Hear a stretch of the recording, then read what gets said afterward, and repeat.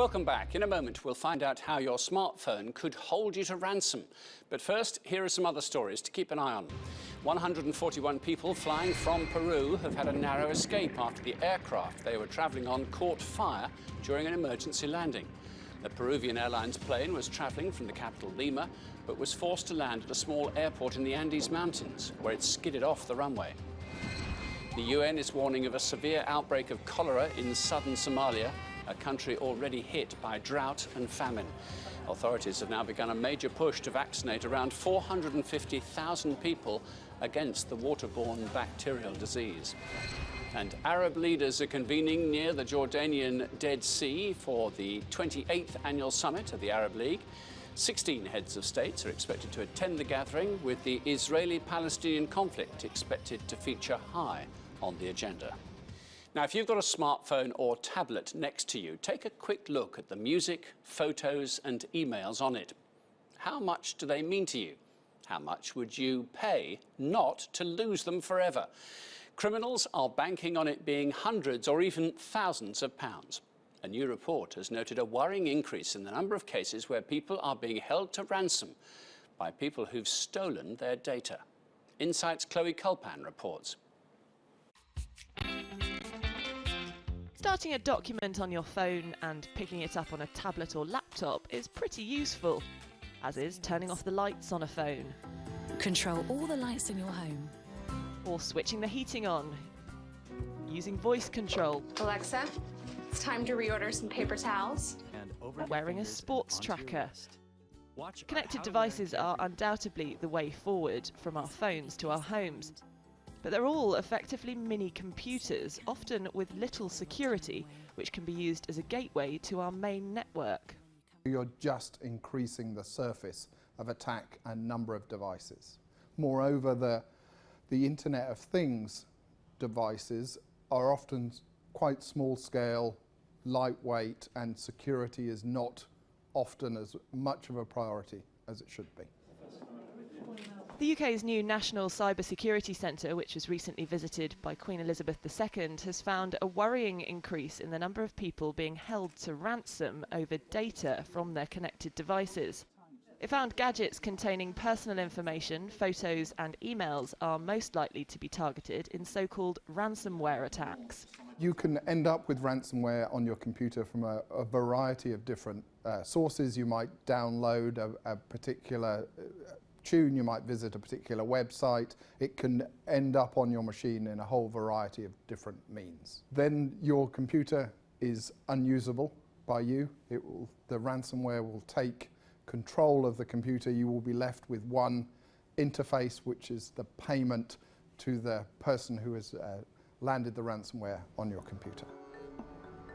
The report found that even though our photos and videos, for example, may not be inherently valuable, they're valuable enough for us to want to pay to get them back. Often criminals demand payment in the digital currency Bitcoin, where it's possible to have an anonymous account, so the crime is virtually untraceable. Computer students at Imperial College say lots of people don't take cybersecurity seriously enough.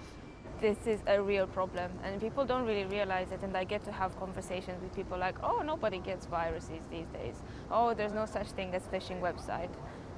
Well, I mean, a recent statistic showed that there were 3 million phishing websites in like a month, a few months ago.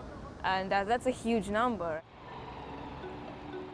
It's expected that by 2020 there will be as many as 21 billion devices around the world connected to the internet. That's billions more ways for criminals to exploit us, so it's more important than ever to be extra vigilant online. Chloe Culpan reporting for Insight. Well, to discuss that further, I'm joined by Afzal Ashraf, a business development consultant for cybersecurity. We'll talk to him in just a moment. But first, Rob Pritchard, the founder of the cybersecurity website, joins us on a Skype call from France. Rob, what's the one thing we can do to prevent a ransom attack? The number one reason is somebody wants to make some money off you. They think they can lock up your device and lock away data that is valuable to you, and they can put you in a position where the only way you can get that data back and the only way you can regain control of your device is by paying them money. So it's crime and extortion, pure and simple. And if you are attacked, there's no guarantee you'll get your data back. So should you pay a ransom? There's no guarantee, no. I would recommend that people do not pay ransoms, but in general, because people could search online, the criminal gangs behind this do tend to give you the encryption keys to get your data back because they want people to pay them. But I wouldn't recommend it because, as you say, there's no guarantee. Rob, thank you very much indeed. Well, Afzal Ashraf, can we just understand what is the hijack doing? What is the actual electronic process that those who want us to pay the ransom have done to your phone? Well, they do a number of techniques, vary in complexity and in style. Some of those software, the malware that goes in, will attack your data. So where your data is stored, your memory, it will lock it, encrypt it so you can't get at it. Others will lock or encrypt the bits of your phone that go and get the data and give it to you on your screen, etc. And others still will simply go and change your PIN code.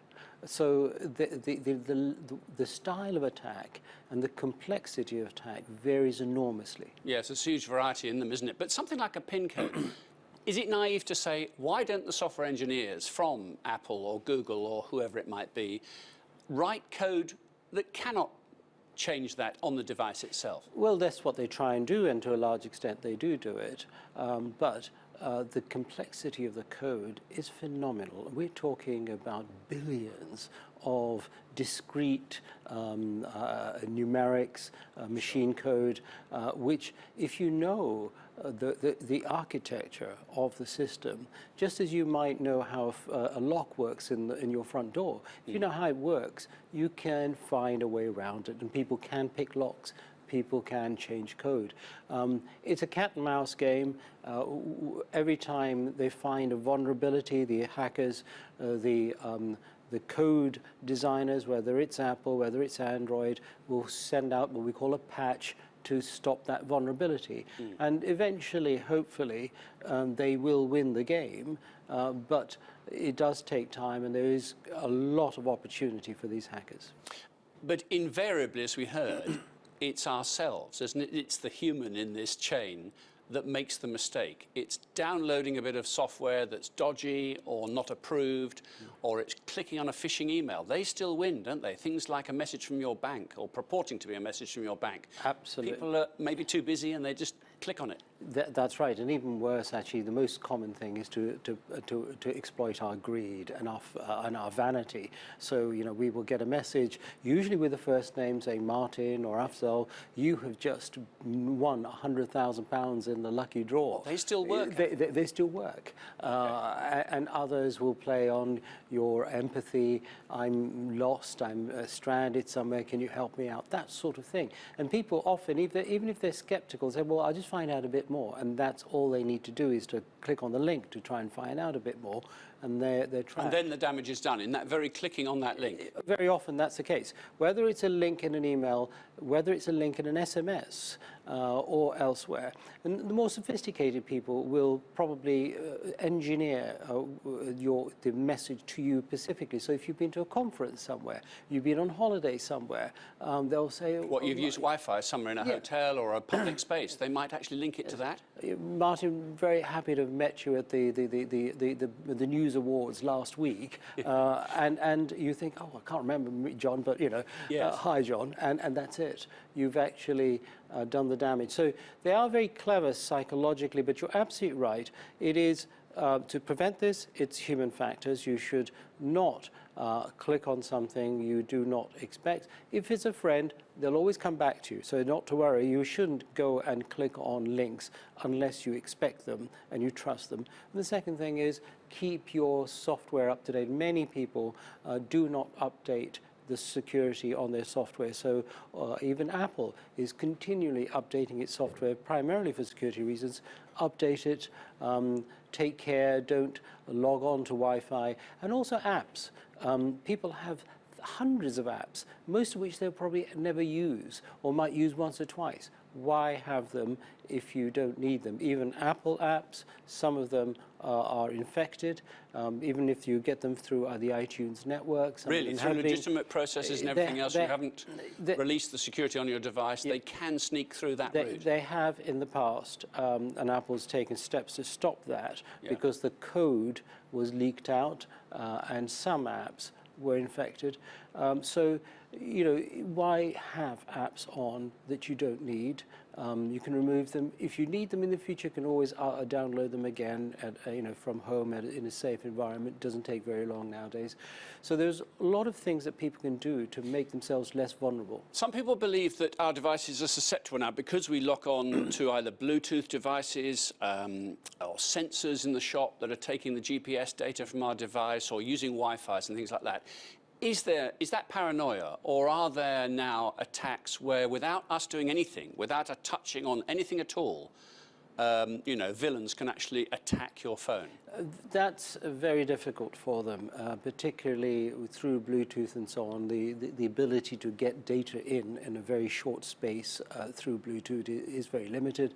But what can happen if they're very sophisticated, they can incrementally attack your phone. So they can put a very innocuous bit of software in and then just add to it.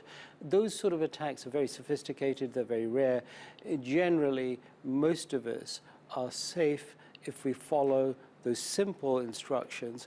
One thing we must remember is that villains are lazy people. That's why they want to take your money rather than make their own money. So they will always find the easiest form of attack. And many of the attacks are so unsophisticated. If you take your phone to the manufacturer or to a competent company, they can very often, not always, decrypt it, give you access to your data for less money than the villains. You certainly don't want to pay the villains. Okay. Afsal, thank you very much indeed. It's a pleasure. We end with our Insight Bite, a little something that we feel you should know. And today we can bring you a story that reads like the script of a James Bond film. Thieves in Berlin staged a daring early morning raid this week and made off with a rare $1 million coin. The giant gold coin from Canada is called the Big Maple Leaf, and it weighs around 100 kilograms. The coin has a face value of $1 million, but is made of such pure gold, its material value is in excess of $4 million. It's believed the thieves, who managed to remove the coin from a bulletproof case and transport it in a wheelbarrow, may have already melted the gold down. And that's all from me for now. I'm Martin Stamford. That was Insight.